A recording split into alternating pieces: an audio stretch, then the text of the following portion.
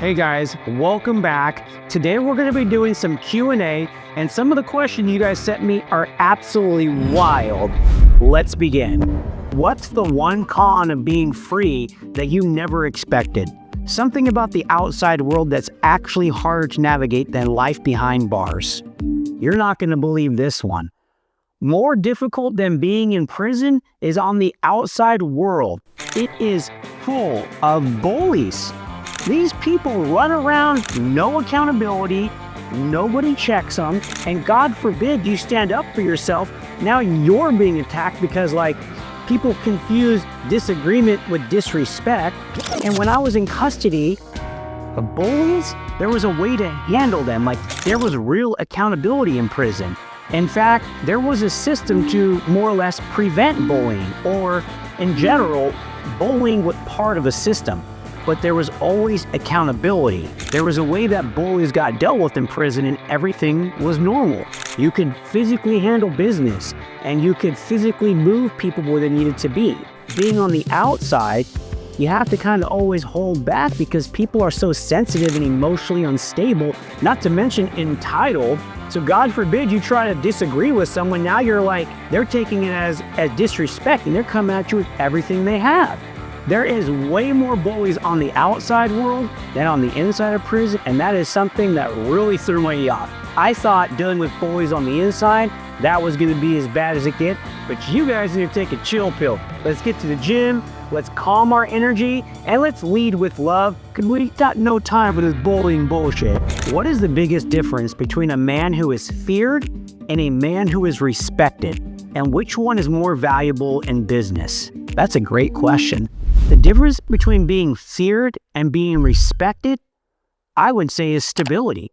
Respect is somebody that moves with force, they're going to handle business, but they're predictable. You can bet on what they're going to do.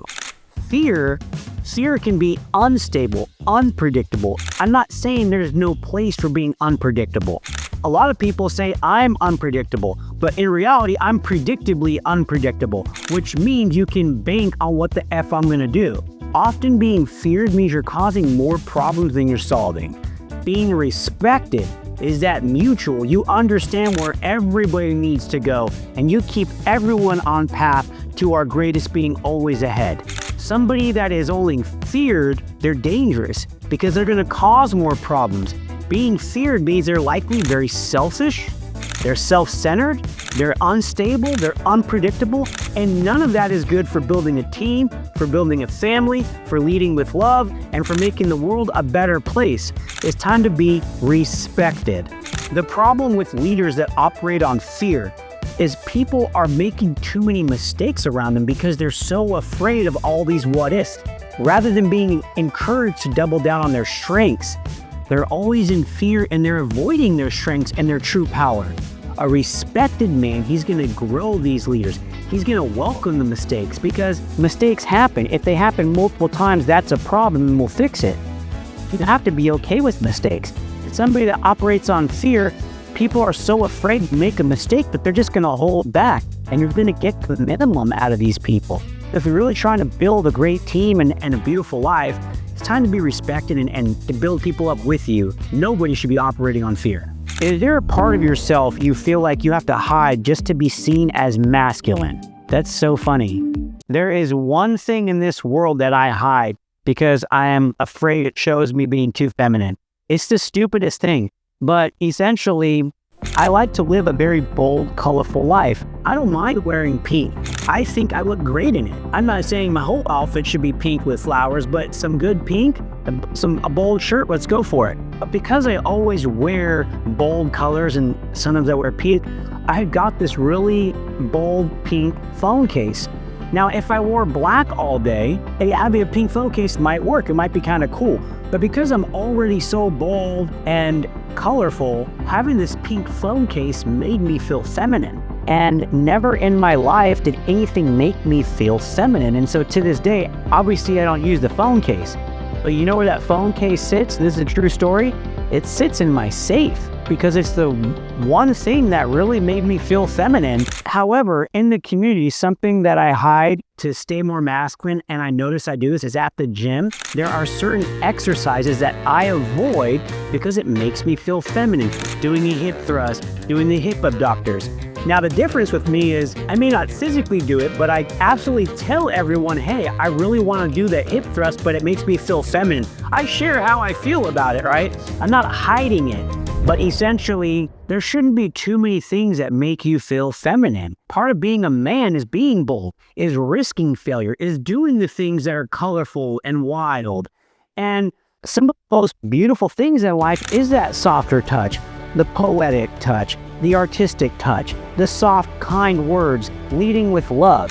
But none of that should be at a level that makes you hide those actions. But if you do have a pink phone case, my safe's big enough for it. So what's one man rule you were raised with that you now realize is actually total bullshit? A man rule I was raised with that I realize now is total bullshit. I wasn't raised with man rules. I love my dad, but my dad he's kind. He leads with love, but he wasn't a moving force. My mom is very aggressive, but also maybe not confident in taking leadership roles. And so my whole life, I was never raised with masculine qualities, which is actually probably why I became so fucking masculine, because I realized like none of that shit fucking mattered. Let's talk about man rules in prison. A lot of men in prison, they are taught before they get there that on your first day, you need to be tough. You need to go beat up the biggest guy. That being tough is going to take you everywhere. But it's the exact opposite. When you're unpredictable, nobody can bank on you. Nobody can build on you. Nobody can trust what you're going to do. And so essentially, the greatest man rule you can drop is you need to be a man, because you don't. What you need to do is shut up, lean back, take a breath, look around you, learn where you're at, because there's already a system that you're walking into. And when you see this system, you're going to identify the things that work well.